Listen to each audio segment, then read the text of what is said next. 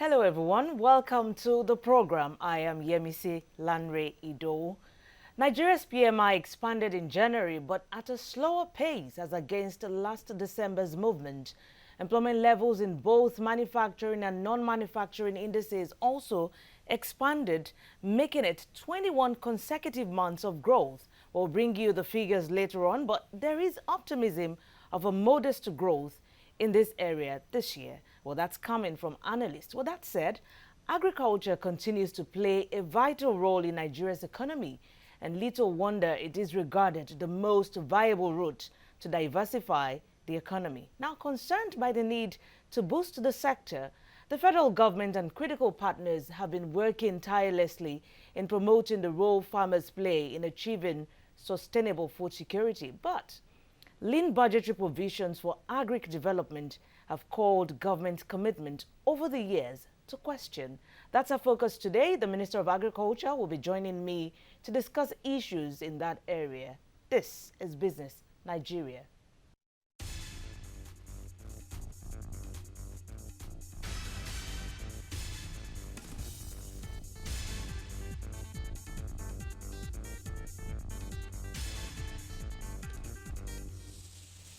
Well, let's bring you the latest PMI data, and it slowed in economic expansion in January. Latest central bank data indicates the manufacturing PMI dropped to 58.5% in January from 61.1% in December, while non-manufacturing PMI dropped to 60.1% from 62.3%. Now, out of the 31 subsectors surveyed, 30 subsectors recorded growth, while one subsector contracted.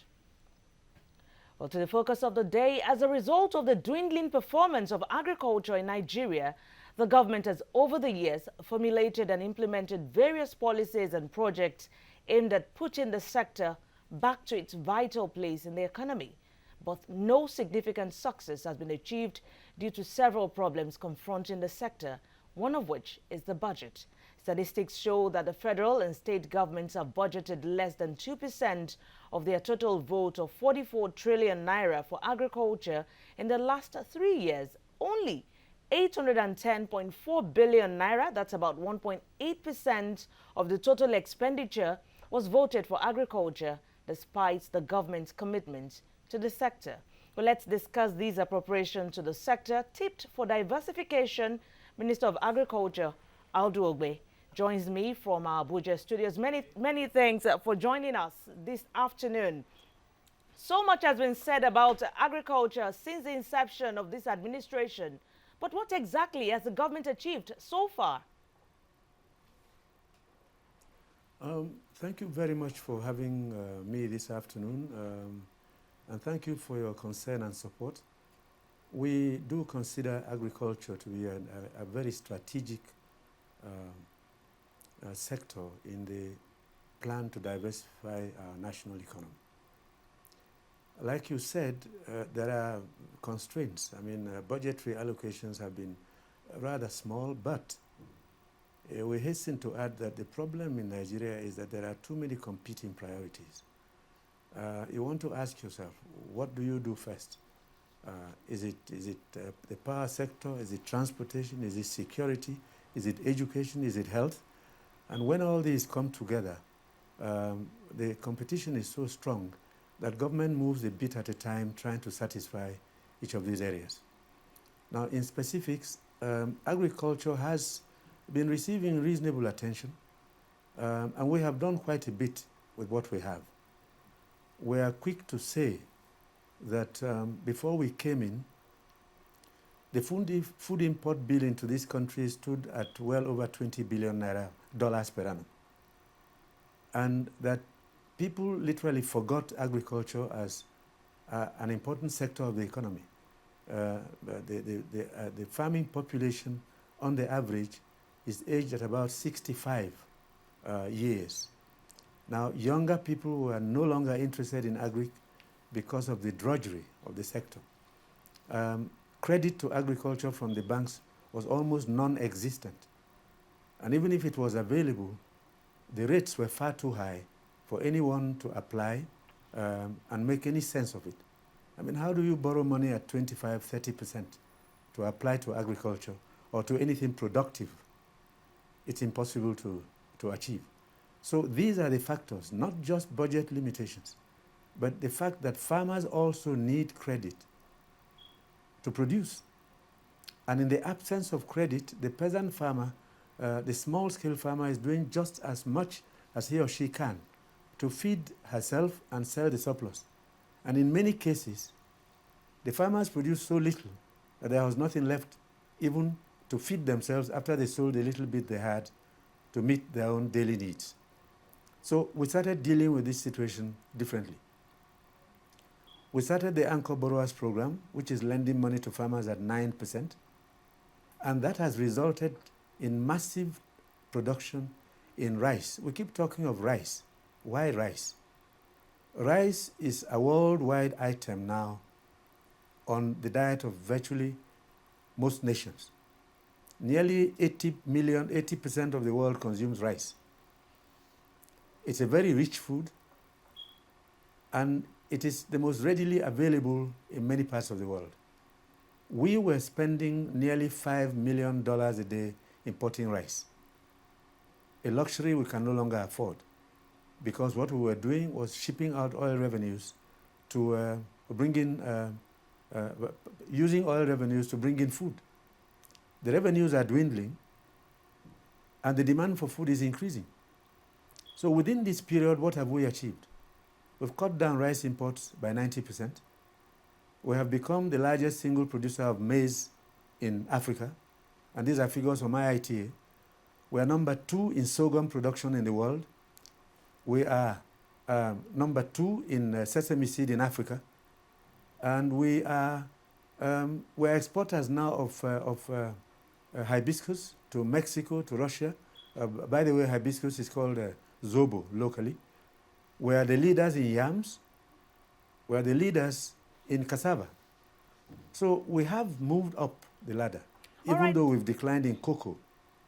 Okay, let me come in here, Minister. Yes, you've talked about the challenges that smallholder farmers are facing, and you talked about the Anchor Borrowers Program, that the initiative the government has put in place to help funding of farmers. But why not look at some other initiatives like the commodity exchange, where you can create a value chain for these farmers to actually exchange some of their product after production?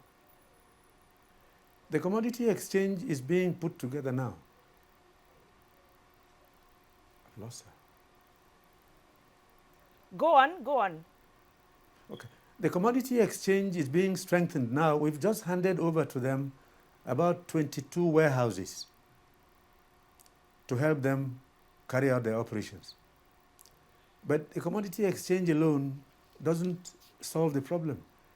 The grains have to be produced in large enough quantities, produced in large enough qualities, so that the farmers have a surplus and then can put in the commodity exchange, and through the commodity exchange obtain the credit they need.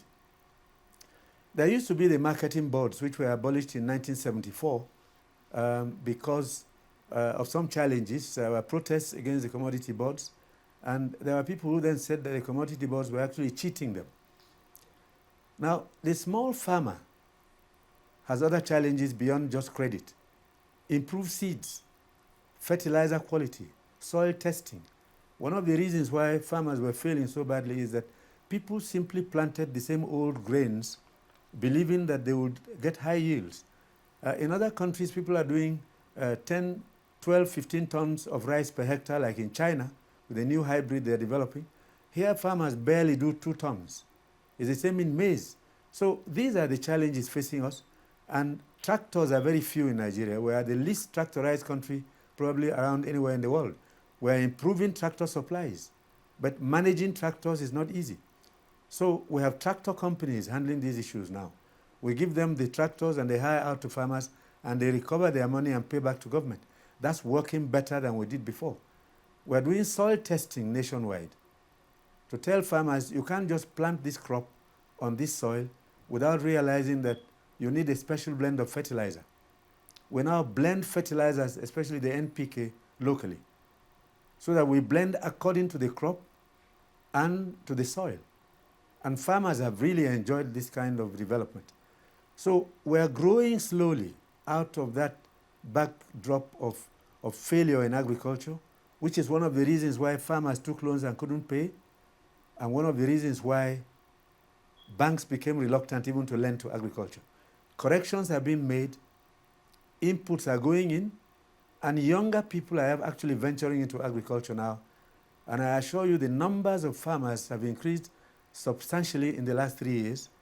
Rice farmers, for instance, have moved from 5 million to 13 million in the last 3.5 years, which is why we're able to supply paddy to the mills, and the mills are able to mill for the market. Okay, let me come in here. Yes, we cannot but talk about funding.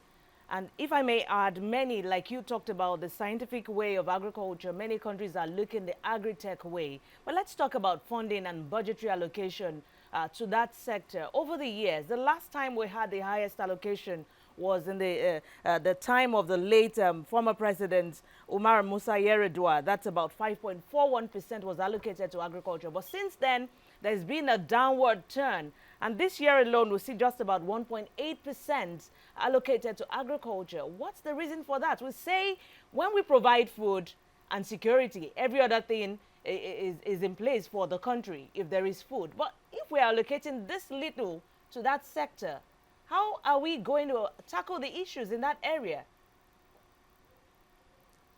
Well, I really thank you for drawing the attention of Nigerians to this fact that budget allocations to agriculture are small, but there are intervention funds. We work with the Food and Agriculture Organization. We work with the International Fund for Agricultural Development. We work with the World Bank. We also work with the African Development Bank. Each of these agencies supports us with long-term credit at low interest rates. And we apply these fundings, these sources of funds to agriculture. But the figures you give are also only at the federal level. Don't forget that agriculture is on the concurrent list, which means that state governments are also funding agriculture. I must agree with you that the funding is still not big enough. But you must also realize that the challenges of funding have to do with the resources available to government, and that oil revenues are dropping. And then we have the question of what do you do first, like I said earlier. Which comes first? Security, health, education, infrastructure. So sometimes when government is trapped between these extremities, government then decides to give priority today to some sector and withdraw it the next time around, hoping that we can reach a balance in due course. We are managing with what we have. We are slowly achieving results. We honestly wish for more. But like I said earlier, we're getting credit from all over the world. Just on the 17th of last month, we obtained a credit line from Brazil of $1.2 billion. The funding is being supported also by the Islamic Bank and by the European Bank for Development. The idea here is to supply inputs. We're procuring 10,000 tractors. We're setting up agro centers in each of the senatorial districts of the country. And the balance of the money is going to bring machinery to add value to agriculture. So we don't just depend on raw materials, production and exports. We add value to them and earn more. So we are managing with the resources we have. I believe in due course we'll get more when we stabilize issues like infrastructure, rails and roads, and water supply for dams and so on. But that's where we stand. Okay, talking about production and export, where is Nigeria looking to build comparative advantage when we talk about global agriculture? That's in terms of even exporting finished goods instead of raw produce, such as we did with yam. Yes, we are looking at different sectors. Just this morning, I signed a document that's going to give us access to the Chinese market in the export of white sorghum. They need it to brew a certain drink which the Chinese love. We're looking at exporting cassava products. We are the largest producers of cassava in the world, and yet we still import $650 million worth of industrial starch, syrups, sweeteners, and ethanol. These machines we're going to bring in are going to give us facilities and capabilities to add value to these crops. We're looking at cocoa. We used to be number 2 in the world. We're now at number 7. We're looking at palm oil. There was a time in the 50s when Nigeria satisfied the world with 43% of all the universal need of palm oil was produced by Nigeria, 43%. We're now down to 2%. So there is a long way to go, and you can't achieve it in 1 year or 2 or 3.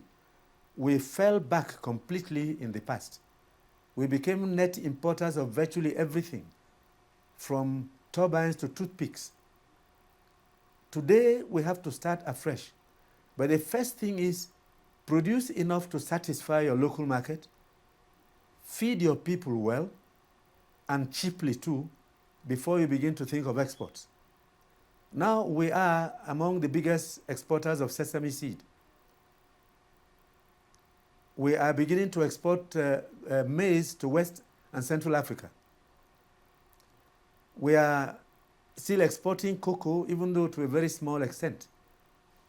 But before we move out to the rest of the world, we need to satisfy the local market. There is a big demand for goats in the Middle East. We're not growing enough goats here yet, right? So as we move on, we look at satisfying the local market before we think of exports, because if we get too greedy about exports, then we face hunger at home.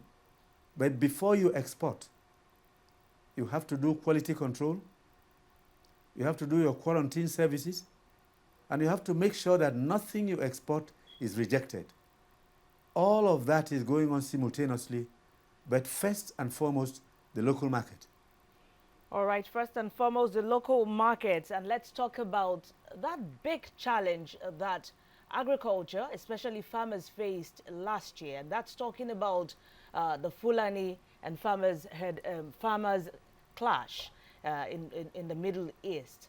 How is the government? It seems to be we have some quiet in that area the beginning of this year, but how is the government going to be handling the challenges going forward such that it doesn't rear its ugly head again? I thank you for this meeting, because in another 2 weeks, you'll hear what we're doing. We're starting off in Niger State, for instance. Some 300 hectares of land have been prepared by the Niger State government.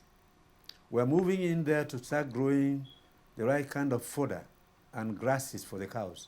And by the way, let me explain again. When we talk of grass for cattle, people mistake it for weeds. Grass and weeds are not exactly the same thing. Cattle need special kinds of grass. Sometimes we have to import the seeds. We have some here. We multiply them because cows feed mainly on grass and agro waste. Cows need water. The average cow in this country will drink about 30 to 40 liters of water per day and eat at least 10 kilograms of grass or agro waste. We have to get those ready before we develop the ranches. And the solution, anyway, is in ranching. I used the expression cattle colonies before, and I was told that I was trying to seize territory for Fulanis. That's not true. You don't have to be a Fulani person to keep cattle.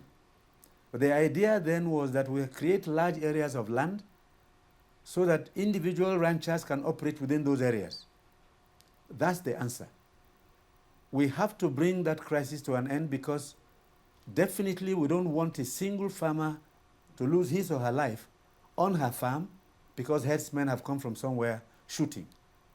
That program is starting now and has to be implemented in such a way that nobody ever hears once ever again that herdsmen and farmers clashed. Government has voted money. We are going to start building earth dams and deep boreholes across the country wherever the states agree we should do so. We're not seizing anybody's land. We have no intentions of doing so. But I assure you, beginning from this month of February, activities will begin and we will invite the media to see what we're doing. We are developing ranches in the old grazing reserves where there is more than 5 million hectares of land available to keep the cows, more than enough to look after the 20 million cows in Nigeria. So work is starting, and the aim is to modernize ranching, provide for accommodation, and then hand it over to the private sector to manage. And the herdsmen will pay for the use of these facilities. Okay. And then the production of milk and the quality of beef will improve and increase. Hopefully we'll see the improvement in that area very soon. And talking about the private sector, you plan to hand it over to the private sector. There have been arguments that the private sector should do the bulk of spending to develop the agri sector. But we lack basic infrastructure. But do you think that the government should hands off, if not totally, to the private sector? Well, I mean, if you're talking of the ranching, yes. The argument has been that, after all, the private sector is the beneficiary of ranching. I absolutely agree with you. But let me also ask, why does government give support to cassava farmers and maize farmers and soybean farmers and wheat farmers? Why does government support fish farmers? People must not forget that ranching and cattle rearing is agriculture. So when we support livestock production, we're not doing anything that we haven't done for the other sectors of agriculture, including poultry and piggery. So people shouldn't frown at this. And there is nowhere in the world where government has not invested in cattle rearing.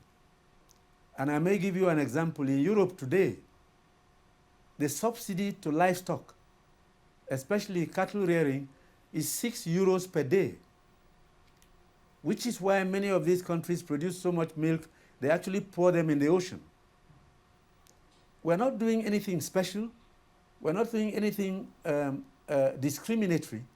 We are supporting every sector of agriculture because every sector contributes towards the well-being of the country. We used to be the biggest exporters of hides and skin. We don't do so anymore. We used to be major exporters of palm oil. We don't do so anymore because government withdrew and in fact forgot that government has responsibility for these activities. When we finish and hand over, the herdsmen pay tax for every cow that they graze with. They've always done so. The tax is called jangali, it's called so in Hausa, and they pay. And they will pay because we've discussed with them and they are willing to do so. So when we do so, it's not discriminatory. It is natural, and we've done so for every other sector of agriculture. All right. Unfortunately, we do not have time. We have so many more questions to ask you and so many issues to discuss, but we do not have the luxury of time to do that. But surely we can get you back on the program to talk to us about some of these other issues that we have. Thank you so much for your time, Minister of Agriculture, Audu Ogbeh. Thank you very much indeed for inviting me. Crude prices look up following increased demand for energy commodities. Many Chinese factories are ordering more drums of oil to run their production engines. Analysts also point to some outages in crude production, especially in Venezuela, helping price to rise. Well, it's been an interesting time out today. Thank you so much for your time on Business Nigeria. We appreciate it. I am Yemisi Lanre Ido.